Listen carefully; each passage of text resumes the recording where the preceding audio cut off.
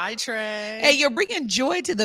I'm sure people tell you that everywhere you go, but I really want to dive into your background because it takes a lot for someone to say, I think I need to throw my name in the hat when it comes to representing our district in the city. Tell us about your background. Yeah, so background, born and raised in the Central District, spent 38 years of my life thinking about, mini middle school and tops, Stevens Elementary, Garfield Community Center growing up.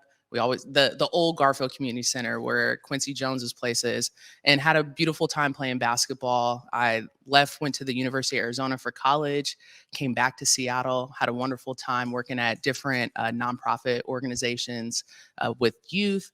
Thought I wanted to do basketball, so got into basketball coaching as well. I went to the University of Washington where I went and got my master's in education, and then started a family business, a farm with my family, and did that for about 9 years.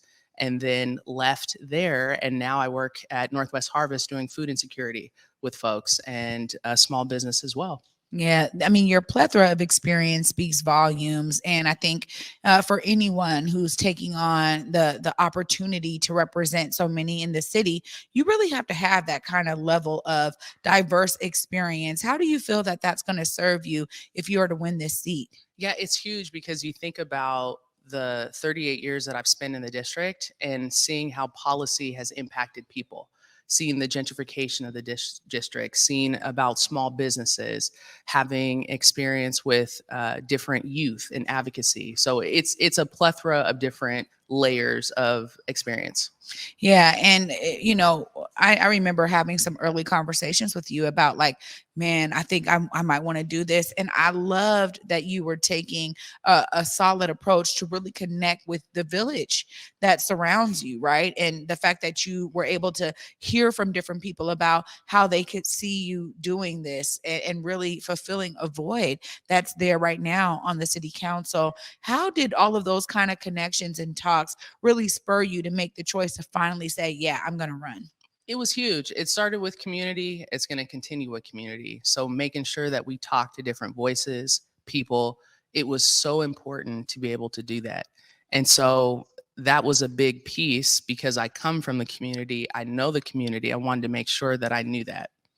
Yeah, that is, I think that's the best approach that one could ever take. Plus, as we know from community, you have to stay connected and tied in and tapped in order for them to really, vote for you. It's not just about the platform you're running, but because of your diverse experience, tell us about some of the things that you really want to bring to Seattle City Council in terms of maybe the platforms that you're really upholding and taking with you. Yeah, it's great that you said that because you have to know policy to be able to put forth, you have to know people to put forth good policy is huge. So some of the platforms that we're running on, number one is community safety, the right response to the right situation.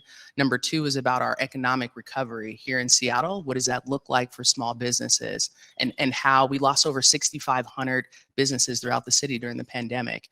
Another one is housing, stability and housing. What does that look like? Not just affordable housing, but home ownership as well. And then youth enrichment and engagement. Our youth have been, gone through a lot through COVID. They were put online during schools. And so just trying to figure out how we reconnect with youth as well. And then last but not least, the essentials, the essential government, roads, infrastructure, our library system, all these things that keep us running properly is going to be important. Well, I have a couple questions about that too. I mean, a poll just came out. I think over 2,000 different residents in the city of Seattle did a survey on, what they want to see, and we see that there's a majority of folks who want more police, who really don't like candidates who are kind of running on some of these other forms. How do you bring those folks in to understand when we're talking about community safety, that we're also talking about ways to ensure that they are safe outside of some of the norms that may exist, especially when we have the data that showcases that police are only solving 2% of violent crime. Right. There's clearly a void there, but there's still a lot of minds and hearts that need to be shifted to understand that void. How do you see yourself kind of filling that understanding for them and bringing them along? Yeah, it's huge. I think a number one thing is when we talk about the right response to the right situation, we understand that, you're talking about fire, EMT, you're talking about police that are responding to priority one calls, like you just mentioned, that are, anything shots fired or gun related type violence.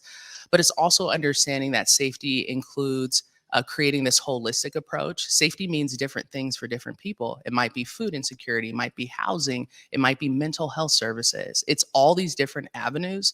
And so we understand that we have to embrace and bring everybody together to understand that it's not just one thing that keeps us safe. It's all of us moving together in these different roads to create these safe environments. Yeah, and I agree 100%. I think it's such a collective approach, and if we open up expand our mindset a little bit more to some of those different ways of doing it, we got to bring innovation in. I think in order to really solve a lot of what we're seeing out there. But also, you talk about infrastructure, and that oftentimes isn't like a sexy topic, right? Like people are not just, oh yeah, our roads, we need, right? There are some that really are about the roads, but how do you foresee making that an important issue for voters to understand the significance of infrastructure as they think about, voting for you as this, district seat, Well, district 3 seat? yeah, a lot of people don't understand or haven't been exposed to how important government is, particularly local government, and how local government affects the crosswalks, the lighting, how traffic moves. What are your stoplights looking at? How much do the libraries get funded? The library that we access in the central district or on the north end, whichever ways essential government comes into play, that is so important. And I think what we do at our campaign is we're so proud about the education piece. We're showing people what's important, telling people, hey, if you want to light on this crosswalk next to this school, that is your city council. That is Seattle Department of Transportation. That's local government. And so I think it's that education piece and transparent access to government that's going to be important. I agree. We experienced this as we were doing a bunch of different sit-ins and teach-ins after George Floyd. It wasn't all protest. There was a lot of let's bring the community along with education in terms of identifying and understanding the community-based organizations and the work they're producing on the ground, which oftentimes you're really not tapped into unless you are involved in it, your child is involved, you find yourself needing those services. But there were so many folks who really understood and got to learn so much more. And when you bring people along through that education piece, it opens up the opportunity to build the trust. And that's really what I want to talk to you about next, because we still have a large amount of distrust in our community with so many people, so many elders who have just been there, done that. They've been extracted from tremendously in terms of government. Come on, tell us what you think. Come on, tell us, tell us, tell us. And then nothing happens. So, how do we, really work on building that trust as you kind of take on this responsibility? Yeah, trust is so it's important, and the reason why is because what I think we're doing well is this has to be a multi-generational approach, right? You have young folks that are Gen Zs and millennials that want transparent access to government. Then you have your older folks that have been there and done that, and we have to figure out where these bridges come from. And I think it's going to start with number one, we have to listen to understand. That's going to be huge. Number two, we have to create those spaces where we listen to understand, and those building community pieces, right? And then another piece is we have to engage our young folks in a way that they feel heard. I think about all the different demonstrations, all the different movements across the United States, even before, like during civil rights, these were all by young folks. Young folks started this. And so we have to engage with them so they understand the importance of government. And then the government can't come and say, well, this is how government works. It's too slow. We have to have a sense of urgency. Yeah. I also think too, so much of it is that nobody cares unless you're talking about doing something that's going to change their lived experience. And, we would say elevate material conditions all the time during that time. We're talking about real action, direct action that's going to hit families. And that for me is so much of the key, because they can be as engaged as they can when it comes to policy and practices and different approaches. But if all of that means that their life is the same as it was before, then we're really dealing with a huge issue here in terms of them wanting to be engaged, because so much of it means that we have to be taking on how to engage them in a way that's really going to change their lives. So when you think about, bringing folks along and listening to folks, and creating those spaces that you said, so much of it is getting the people there. What are some of the ways that you foresee doing that bit of the work? Because we can create these spaces all day long, but if people don't show up, you have a lack of what you're really hoping to gain in terms of building trust, relationship, and really having that kind of conversation and discussion to really learn from community. Yeah, that's huge. It starts with our babies. And I say that because you think about how we have not created spaces for our youth to be able to develop different certain type of skill set, job training, understanding government. If I was a youth and I wanted to go get a job, just a job in the city, it is really cumbersome and difficult to be able to connect it to government. And so thinking about a couple years ago, the city of Seattle wanted to have it all on one platform where if you were a teen, you could go online and look at different ways to get connected to jobs within the government. It could be Department of Transportation, Sustainability Department. Government has over 45 different departments in city of Seattle. And so thinking about pathways where we're bringing youth along to get engaged with that piece, number one, more events, community events. Every time I'm out, people want to build community. People are ready. They've been inside for 3 years. They've been distant. They've been disconnected, right? And so they want connection, which are two different things, connected and connection. And so that's huge. And so when I hear that, I'm thinking about different ways in which we can be able to build community and create those environments where we're going to listen and move forward. Well, I think that's a solid approach. I mean, you gotta be able to open up the doors for folks to be engaged and really care again, because that's also how you increase the not just the number of voters, but you increase level of engagement. And that means that people care enough to do something, to get out of their comfort zone, to come to that community event, to be inspired enough to share, with you and your campaign and others what they want to see in the city, which is so key. Well, the characteristics of District 3 have been really interesting in the last few years.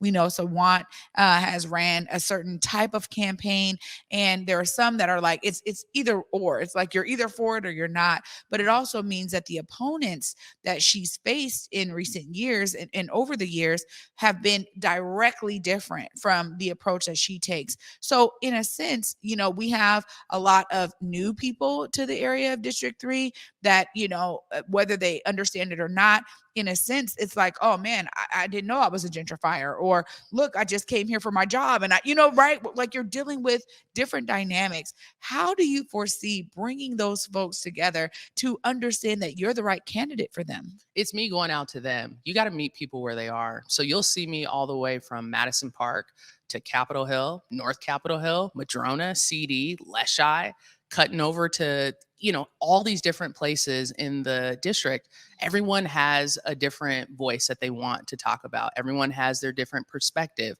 You think about their neighborhood. So it's really about meeting people where they are, having people slide in the DMs all day, or being so accessible. I remember Sam Smith, and he was our first Black City Council. He would answer his own phone. That's how accessible he was.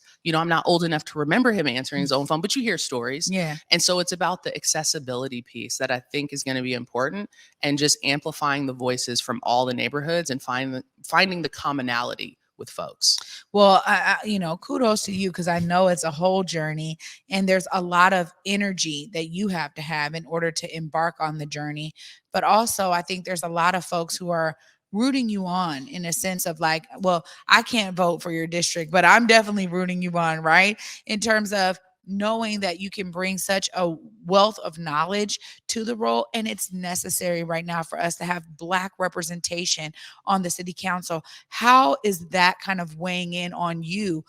Because I know there's a lot of folks that have been like, man, we haven't had a Black city council member for too long. And that's a part of, I think, what folks are like, we need this badly in Black communities, but even our communities that are allied communities and those who understand the need for diversity in the city council to really represent our historic neighborhoods that we've had, particularly in District 3. How does that play out for you? It's huge because it's a major responsibility. And when I thought about what I wanted to do, when I talked to people like you and people in our district, it was really important that I got, insight from you all. And so to be able to feel like, okay, I can help be a bridge to government, amplify voices, make sure that we're represented well, right? Historically excluded communities have a voice at City Hall. I think that is important, but I also understand the responsibility. And because you understand the responsibility, you understand the weight of that, right? And so it's bigger than me. It's not about me, it's about our community. Yeah, representation is key. And thank you so much for that, Joy. Of course, I got to give you time to look right there in the camera. Let voters know why they need to vote for you. This one closest to me. Let them know why they need to vote for you and how they can find you and connect with your campaign. Hey, so Joy Hollingsworth running for Seattle City Council District 3. I would love to have your support because we're bringing essential government, prioritizing a lot of our different needs in the community, and then also bringing historically excluded communities to City Hall, ensuring that we're represented well. And so you can find me on www.joyforseattle.com, and you can also follow us on Instagram, Twitter. I'm also on TikTok and Facebook, and it's all for Joy for Seattle. Come hang out with us. We're come connect with us, and we also have an event tomorrow, March 10th, at Garfield Community Center at 6 o'clock. Our campaign kickoff.